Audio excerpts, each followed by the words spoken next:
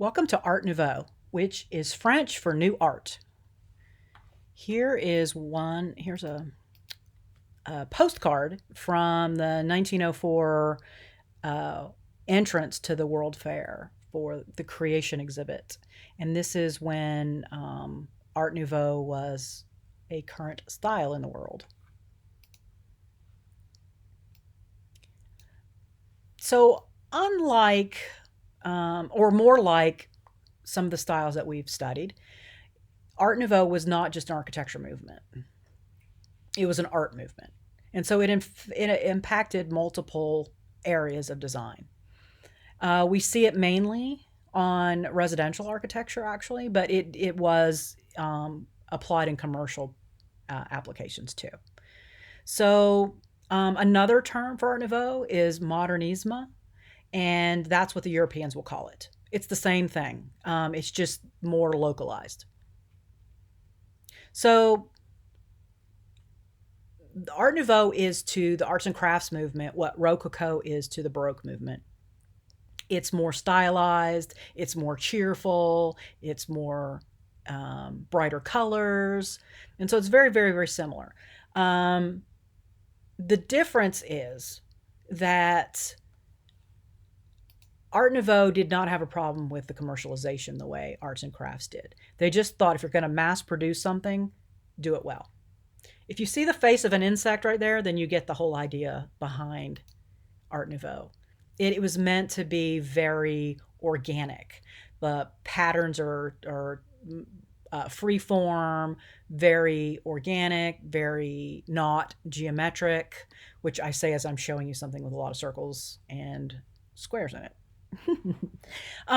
There is geometry, but it is mostly broken off the geometric shapes, or they're morphed or modified. It's very much meant to emulate nature. A lot of the patterns you see are actually taken from the high period of the Victorian era. And whenever you see the term high associated, or low, or mid, it literally means the beginning, the middle, and the end of that style, that architectural style. So high Victorian was the end of Victorian, when this was starting to happen within the Victorian style. The name came from a shop in Paris, Maison de l'Art Nouveau, which means the house of new art. And they showcased objects that followed the Art Nouveau style.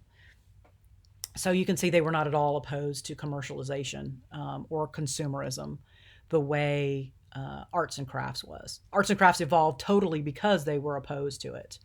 Art Nouveau said, "Well, we're gonna accept it and try to produce commercial goods that are good."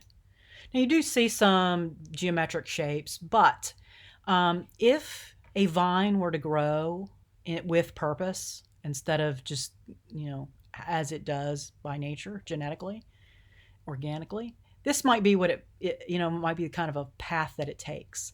And that is sort of the design approach when you think about how to design in this style. If you could design it, there is pattern, as we've discussed what pattern is, and that it can be free flowing. Gosh, I can't say that.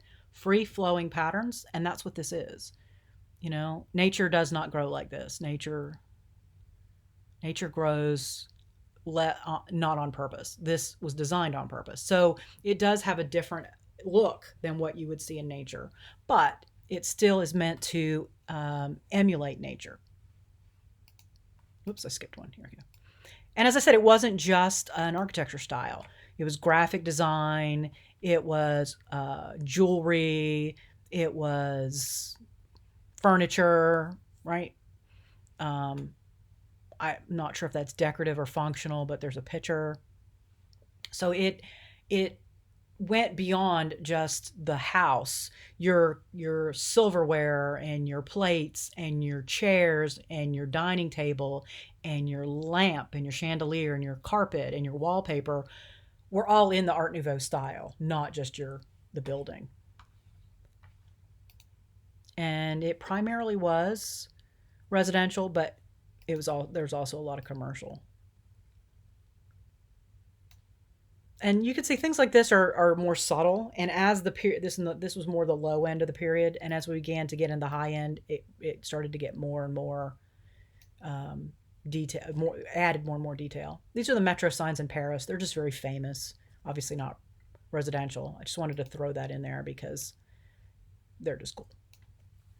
Okay, so the city of Barcelona was developed using the Art Nouveau style, which they called Modernisme. Um, Barcelona is how they pronounce it in Catalonian. Sorry, I'm terrible sometimes with my rolling of the R's. Um, and architect Antonio Gaudí was one of the chief architects of the building of Barcelona. And if you like Art Nouveau, you will definitely want to put it on your list of places to visit. I was there in 1998, and they had a pass where you could go because it wasn't free, unfortunately. They had a pass where you could buy a pass for like half the price of individual entrances, and you could go in and visit all these different. You go inside all his different buildings, which were they were all residential, or all the ones we're going to look at are residential. Obviously, he did a lot of residential architecture. He also did a cathedral. He did a park. I mean, it was amazing. And when he finally died, I believe I mentioned this. He was broke. So this is Casabatio, and it's this one right here. And you can see already it's very different than the Spanish, our traditional Spanish architecture to the left of it, and the neoclassical to the right. So this building has a very clear story to it. And the story was based on St. George and the Dragon.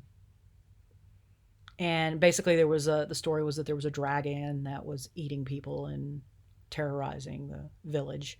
And St. George came in and slayed the dragon. And if you go back here, you can see these scales are indicative of the hump of the dragon's back, and that this symbolized the sword.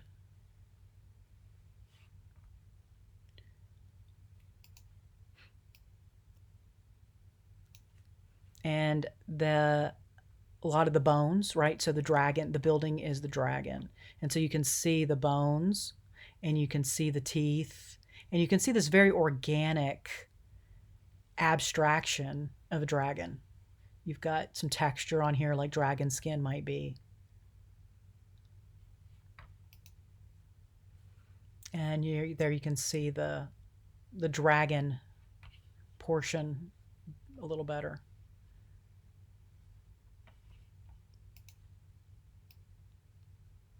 And you can see the detail. Every detail was organic. There are no straight lines in this building. And you can see inside of the chandelier. And you see beautiful stained glass. This is all stained glass. I mean, the craftsmanship on this building is just astounding. And that's it from the inside.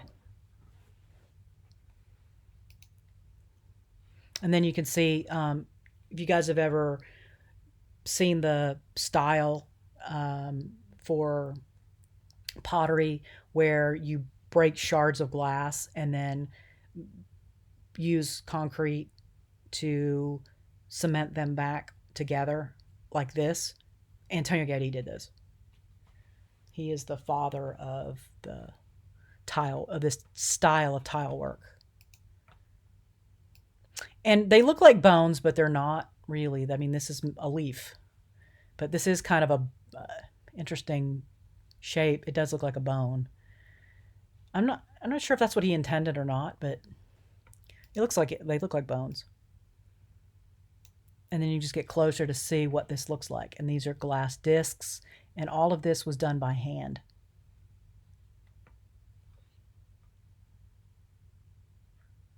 Oh, look, there is a straight line right there. Found one. And this is the roof on the other side of the dragon hump. You can look out this. They put that there so nobody would fall through. And at night it gets lit up. But this is the other side of the dragon, and the orange was meant to be the flowing blood from where St. George stabbed the poor little dragon. But just look at that, I mean, just staggering. So you couldn't, obviously, you couldn't just make one of those. You had to make multiples because there were dozens of them on the house. And so it had to be mass produced. But even though it was mass produced, commercially produced, it was still produced in a way that is very well designed and organic. So just because Art Nouveau said mass production does not have to be ugly.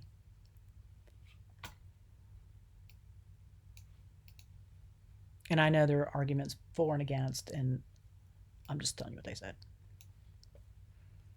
And just a detail of the tower that's supposed to be the sword. And that is exhaust for fireplaces or venting. But that's venting for, I believe, cooking or fireplaces. That's inside, because these were apartments.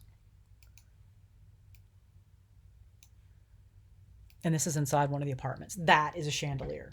And so you see everything, absolutely everything had to be created by hand.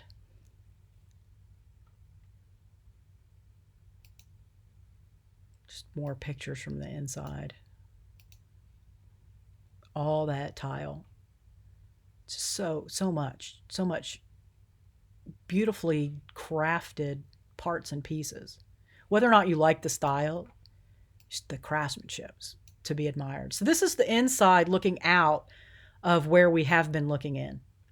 So I'm going to stop this video here and continue in the next.